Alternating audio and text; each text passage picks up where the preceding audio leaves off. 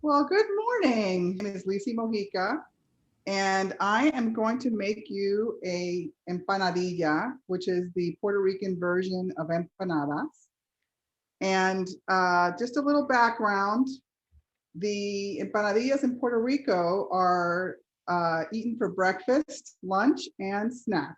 So any time of day, you'll be able to go to a little kiosk in Puerto Rico, and there's always going to be some empanadillas.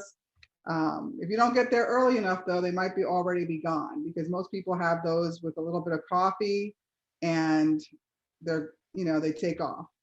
The recipe that I sent you guys is a little off because I forgot to put in the boiled eggs. Uh, I guess that's probably because of the breakfast aspect of it. They put a little bit of egg in there. And it also has adobo. And adobo is a staple in the Puerto Rican kitchen. And I think it might be a staple of probably most Hispanic kitchens. And it has salt, garlic, and oregano, black pepper, and turmeric. And it really just brings out that flavor of, for me, of going home. The one of the peppers that I put in the recipe, this is the cubanillo. In Puerto Rico, and I got the seeds, so I'm hoping that I'll be able to have some in my garden this spring. There's a pepper it's called cubanillo, and it's very small. It's about, it's about it looks just like this, but it's just the smaller size. And that's the authentic recipe for the sofrito. Now, what I'm going to be making the meat is called picadillo. The picadillo, we put it in almost everything. It's a comfort food for us. And it's the stuffing for the empanadillas, but you can also, with the picadillo, with the meat and all these vegetables, you can just make it with rice. You can eat it together with rice, or you can fry the yellow plantains and make it like a lasagna of it. There's all kinds of different ways that this stuffing is made. So the first thing we want to do when we're making the empanadillas is we want to boil the potatoes, because the potatoes, and I didn't want to pre-boil them because I'll show you what we have to do. I'll take this out of the way.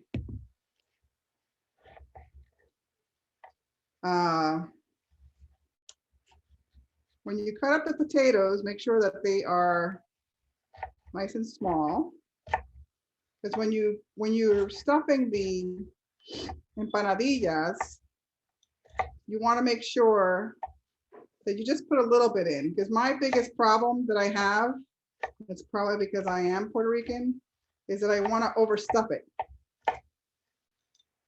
And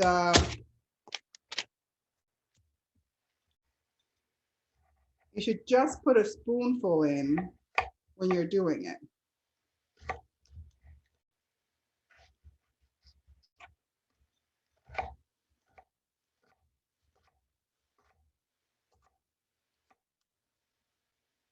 That's the problem, my hair. Now, when we make this, it said, I put 1 pound in, but to make 10 empanadas, you need half a pound. So you would only use 1 potato.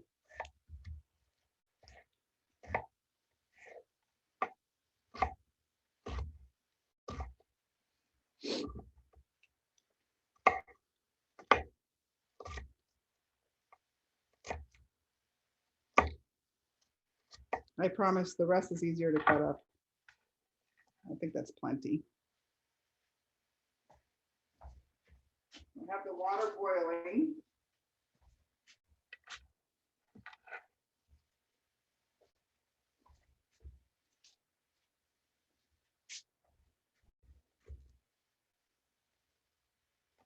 Now, the other basic ingredients that is in everything. So if you go to New Orleans, they have the sacred trio, it's carrots, peppers, onions. Am I missing something? Oh, garlic, of course. And in Puerto Rico, our trio, or our basic, our sofrito, we call it sofrito, is going to be cilantro. Well, there's actually one, it's called culantro, which of course is not here, but it looks a lot like cilantro. We have cilantro, the pepper, the onion, and the garlic. And it's very similar to the New Orleans style Trinity that they put in everything. But here, we'll just do half of it. Now it's funny because I have all those fancy gadgets to chop everything for you. I don't use any of them. I just do it myself.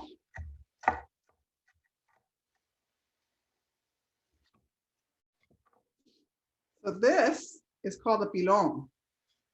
And this is a staple, and I believe that this comes from Africa.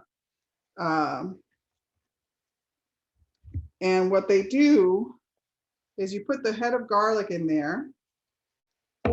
And everybody, please, if you have any questions along the way, feel free to ask them. Lissi, is that a stone vessel? This is a wood, and it's actually, I can't remember the name of the wood. I have a stone one, but this one is made, I forget the name of the tree, I'll try to remember. And it's out of this special wood that they make these. And you do everything in here. You mash the plantains, and you cut your garlic. I mean, I've never like used anything else to get garlic. You know, this is the way. So is that like a huge mortar and pestle then? Yeah, it's a mortar and pestle. Yeah, okay. But it's we call it a pilon. And what you do is you take the head of garlic, you pounce it, and then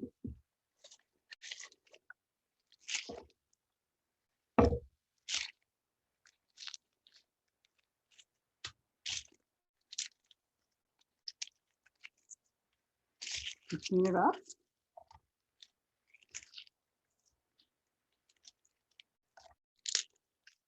And it makes it so easy to peel the garlic. And then to peel the garlic, you put some in there, peel the cloves, hit them with the pestle, you take them out, and then the skin comes right off.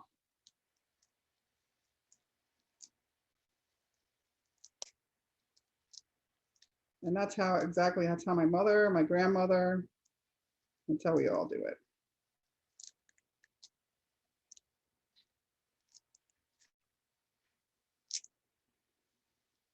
And so garlic, the enzymes in the garlic release when you cut into it or you mash it. So if you want to have the benefits of garlic in your food,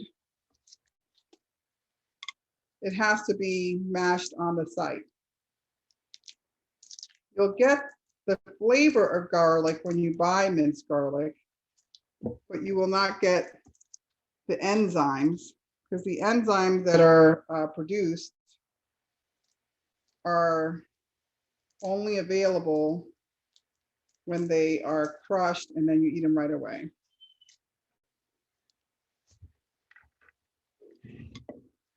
Lissi, does cooking change that enzyme in the garlic? So the enzyme in the garlic will release into your cooking, and then you have to eat it. Everything has to be al fresco.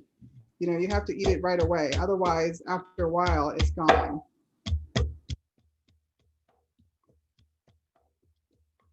Garlic has, you know, antibacterial properties, has all kinds of properties in it, but they're only released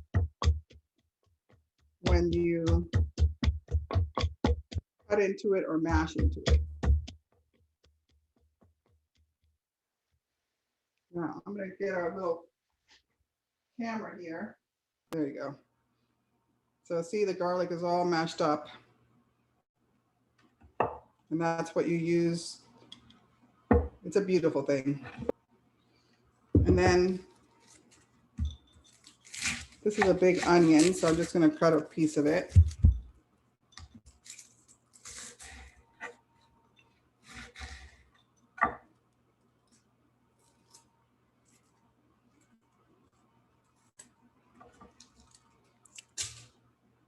I compost everything, so.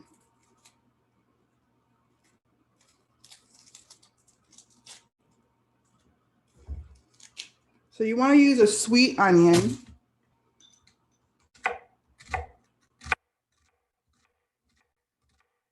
It could be Vidalia, it could be whatever, as long as it's a sweet onion.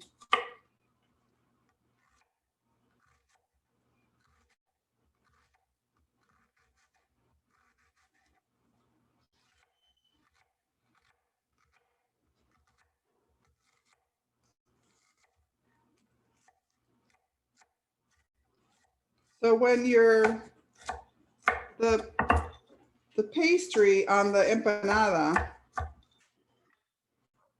is I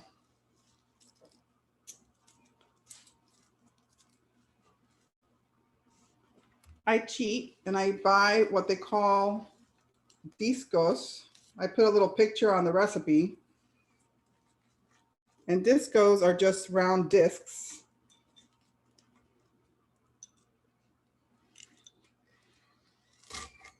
So what I do with my cilantro is I fold it up and then I cut it finely and I leave the sticks in there, the stems, because they actually have a lot of flavor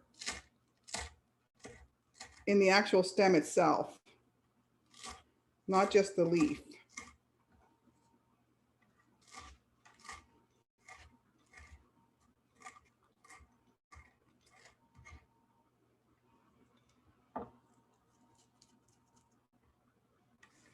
So we have our pepper, our onion, our garlic in here. So we're ready to start sauteing. I'm going to chop up these olives. These are called Spanish olives, and they have what they call a pimiento inside. It's a little red marinated pepper, red pepper. And these guys are in any Spanish food that you're going to come in. And since the Spanish went and, conquered, I will say, I usually say rape and pillaged, but I'll say conquered. A lot of the South American and the Caribbean. I love Spain, by the way. I adore and love Spain. I think it's it was funny how I went there and I felt like I was home. All the foods were familiar, all the smells. Everyone spoke the language, albeit with the lisp of the king. But it was amazing. I would recommend going to Spain anytime.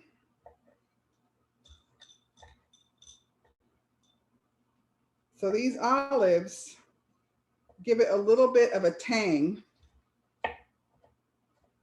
And I put it on, I put olives in almost all my meals. I put it in my pasta sauce. So it makes it taste a little bit like a puttanesca. But it really, to me, that little vinegary flavor goes a long way in enhancing the food taste.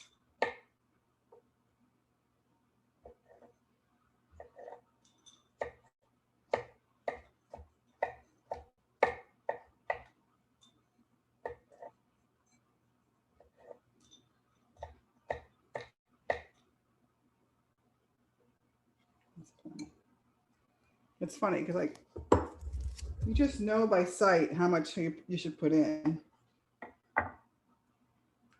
And there's also bay leaves. Now it's interesting because bay leaves are another staple in Hispanic foods. You put them in your beans, You put it when you're cooking like your chicken and rice, and almost every meal, bay leaves are a part of it.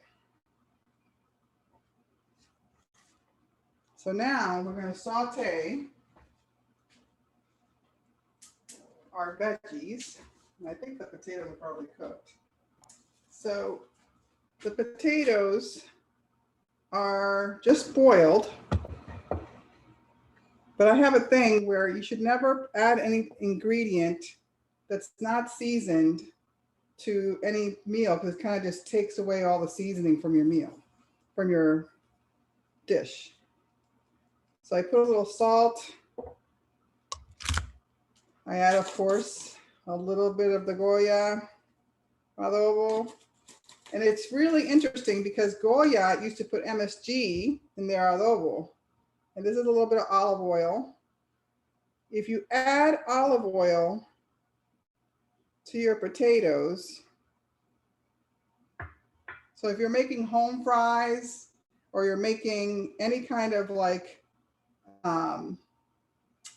potato side dish, when you boil your potato and then you set it aside, as soon as you drain the potato, you want to add a little salt and a little bit of olive oil, and it soaks it up, and it gives it an amazing flavor, just like it is, just like that. You don't even have to add anything else to it.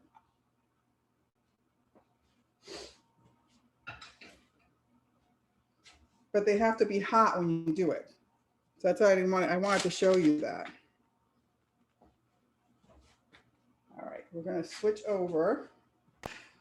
All right.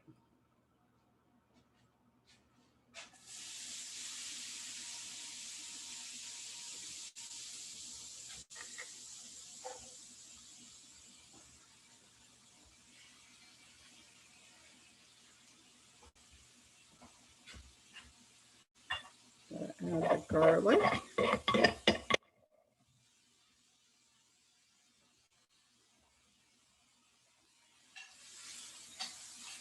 Now, add a little bit of salt.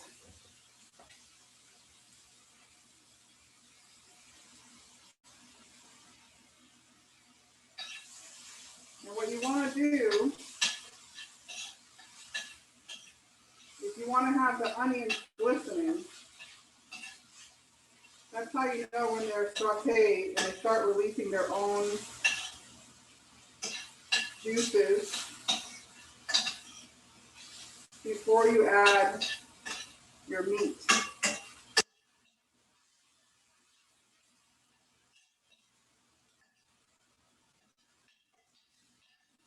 Can you see it? Yeah.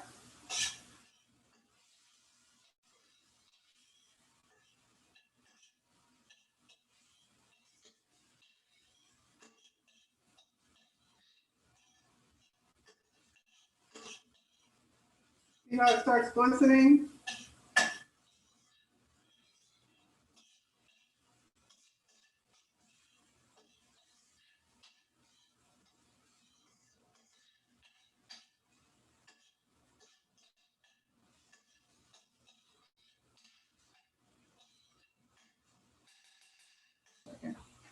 If you want to make the red sofrito, you add tomatoes and a little bit of paprika.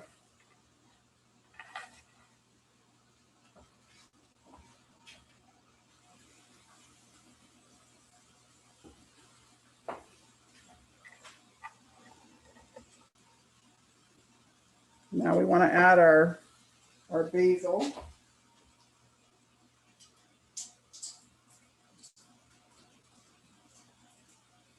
Not basil, the bay leaf.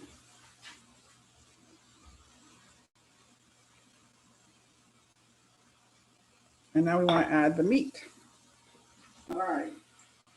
I'll try to cook and hold the phone at the same time. All right. So this tool, I got at Pampered Chef, and I think I use this thing the most of any other tool I've ever had.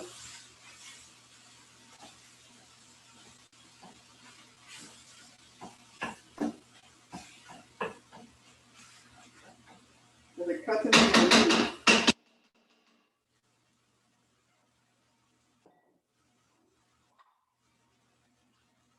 want to add.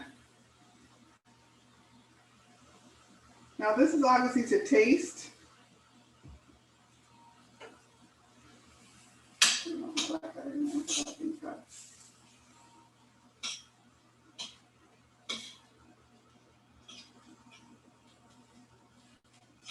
Now you want to use a meat that's 80-20. You don't want to use 80-90 because, I mean 90-10 because you need the oil from the meat in order to be able to add the tomato paste.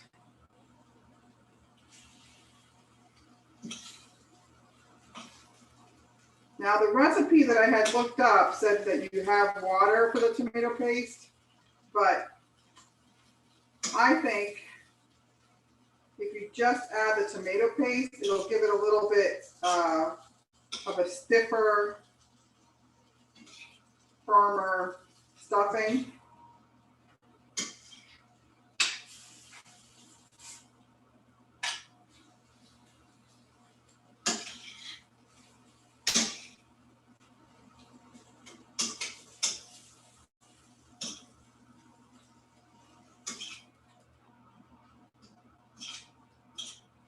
We have the egg that we're going to peel. I boiled them before we started. You basically just want to hard boil them.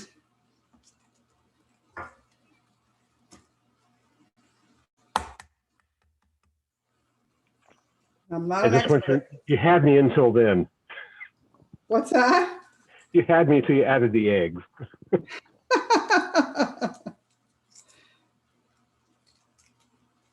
If you don't like eggs in your empanadillas, don't put them in.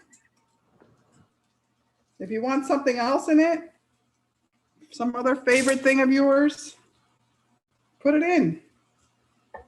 That's the beauty of these things. You can make this with chicken. I make vegetarian versions with mushrooms. I haven't tried it with a gluten-free crust, but I'm sure it works just as well.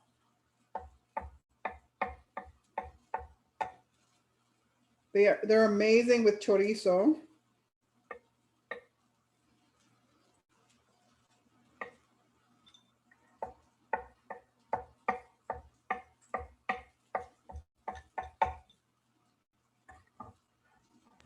Lissi, would you use chorizo instead of the ground beef? Yeah, I would probably mix it up because it might be a little too greasy. Okay, thanks. But if you're not a beef eater, then, you know, because some people don't eat beef, but they'll eat pork. That looks delicious. Now I'm going to go ahead and I'm going to add the raisins just because I feel it's more authentic that way.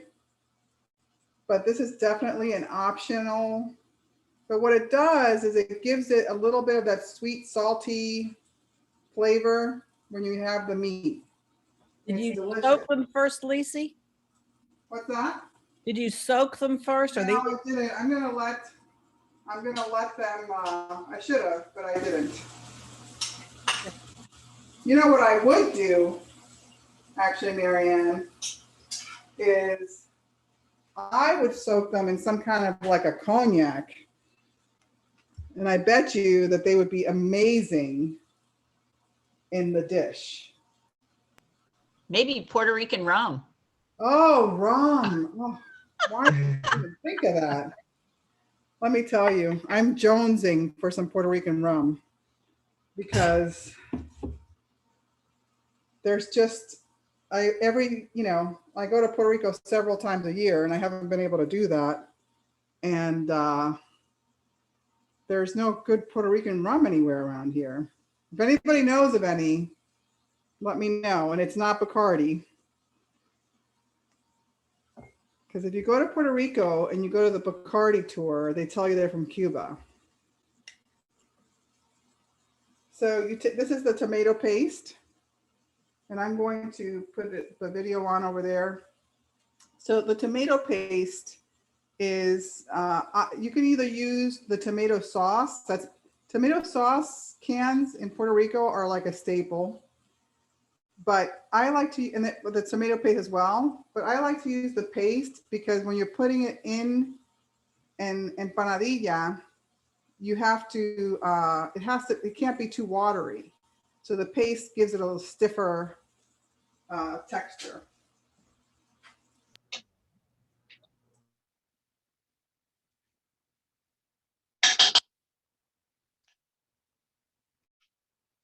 More.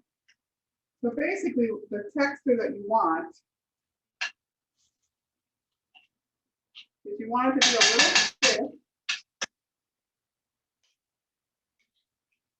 because it's going to, when you cook it, it's going to continue to release juices in the shell.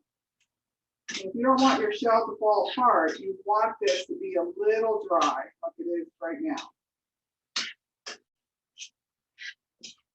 But I'm sure it'll be tasty. A little bit of that. And then you throw in the all-important potatoes. The potatoes have been pre-salted and oiled, so they're not going to take any flavor away from the meat.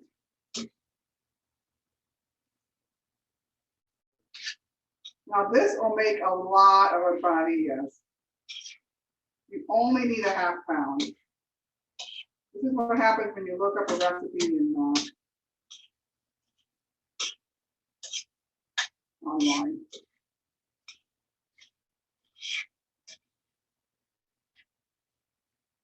But that's what it should be like.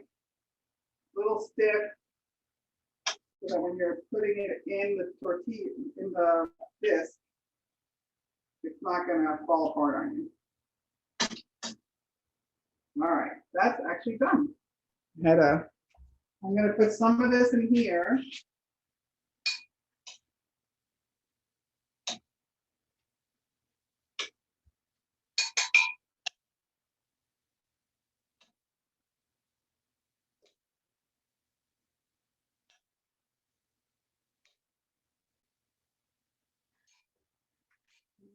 I wish you could smell that. So if you want to, I recommend that you cheat on the pastry. They only have them at the Giant in Prince Frederick. I've been trying to get anybody, either Safeway or the Giant up here, but they won't get them. The Disco, the savior, the lifesaver. Lissi, is the disco wheat or corn? The disco is wheat. So in Puerto Rico, we are not corn people. Puerto Rico, we are wheat. We eat bread. So it's very much like a Spanish. And we also have a lot of plantain. So I think that the plantain influence comes from the Africans that were in Puerto Rico, and then the African culture. And there's a lot of African culture and Spanish culture. And then the Taino culture is a little lost in Puerto Rico because when the Spanish came, they basically, because the Taino culture is the indigenous Indians of Puerto Rico, and they're just farmers. They were not at all warriors of any kind. So they were almost all abolished by the Spanish when they came in. And then Puerto Rico had the slave trade, just like, you know, everywhere else during that time. But unfortunately in Puerto Rico, in the Spanish, in order to be able to keep up with the money making that they were doing, they actually stayed longer with the slaves than even the United States or Spain, because Spain it was illegal to have the slaves in Spain. And they were trying to tell the people in Puerto Rico that they couldn't have them anymore, but they still did. It went well over. And it's interesting because that's why, because Haiti is only 30 miles from Puerto Rico by water. So people were taking boats to Haiti and the Dominican Republic because in Haiti there was freedom. So there's a little cultural history there. Lissi, when you have a chance, could you show us the packaging from the covers that you're using? So we know what to look for in the store? In the recipe, I took a picture of the packaging. Oh, okay. All right, I haven't looked yet. Thank you. Yeah.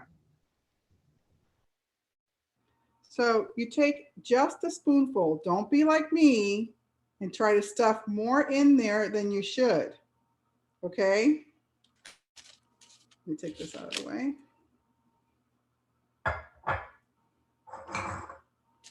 So now I was telling Kip earlier, parchment paper is my friend. I love parchment paper. I put parchment paper in everything. So when we bake these, because you normally would fry them in Puerto Rico because they fry everything. But when you bake them, I bake them with a little bit of egg on top. But they will fall apart on you if you put too much in. And parchment paper is the best thing because when I put the parchment paper down, and I use this for my roasts as well, when I'm roasting, I put parchment paper on the bottom of the roasting pan and nothing. And so when you're cleaning up the pan, you just clean it out and there's nothing stuck to the bottom. It's beautiful.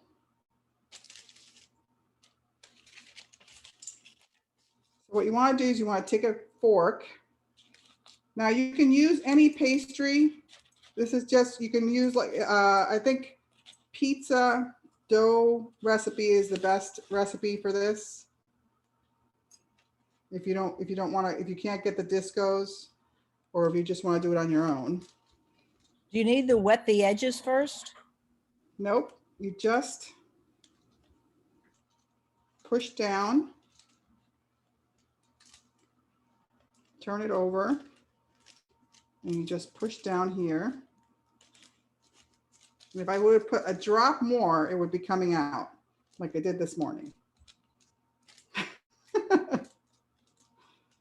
So you want to make it so that when you're pushing the edges in, and if Mary were here, we could say this is the pampered chef crimper.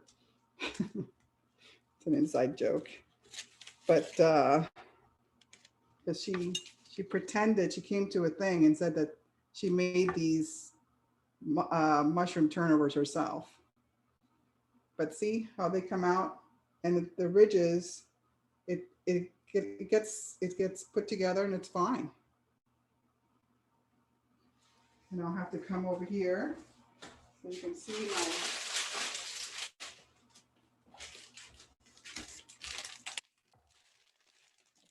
here. So I have my pan, my parchment paper. Now, obviously, the parchment paper is not necessary. It's just nice that you don't have to clean up a mess afterwards. So I'm going to make a few of them. What time is it? Oh, wow. Okay. Time flies when you're having fun.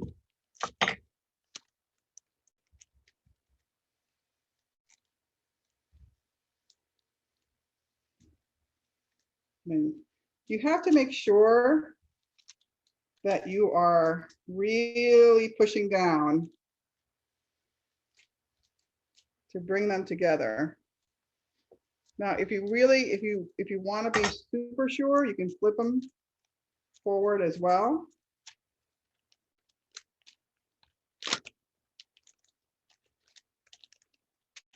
I've done both.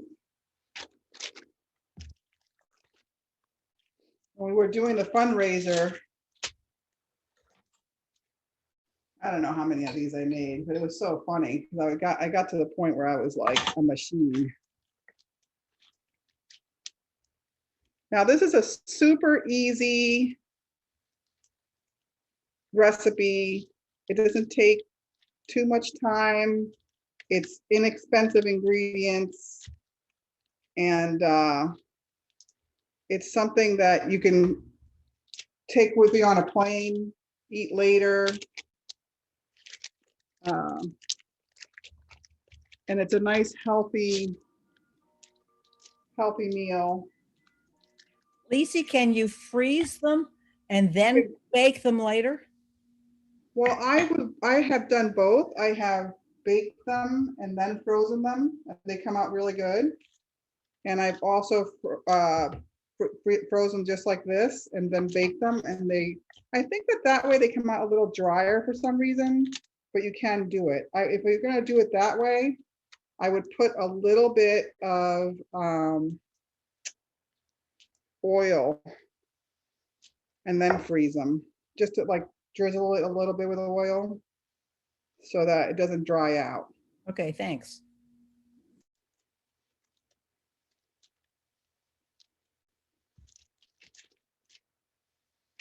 See, I put too much in that one. All right, I'll make one more, but I actually have the end product.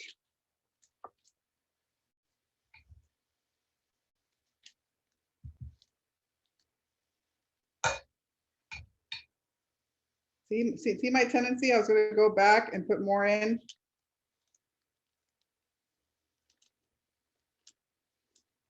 Terrible tendency to want to stuff it more.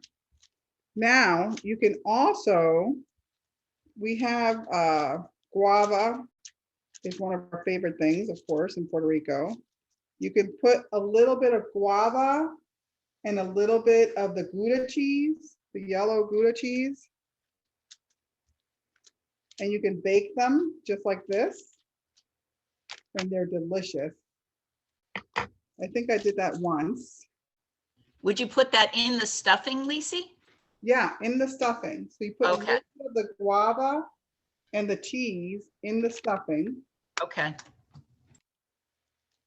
Thank you. The meat, just by itself. Or you could actually put it in there too. That would be delicious. I whisked one egg, and I used to use the whole egg. And then you just baste it.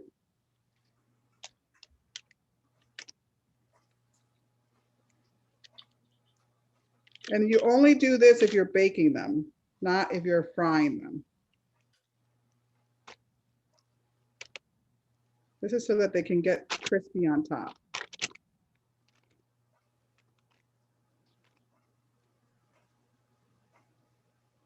And then you would put them in the oven. And this is what they end up looking like.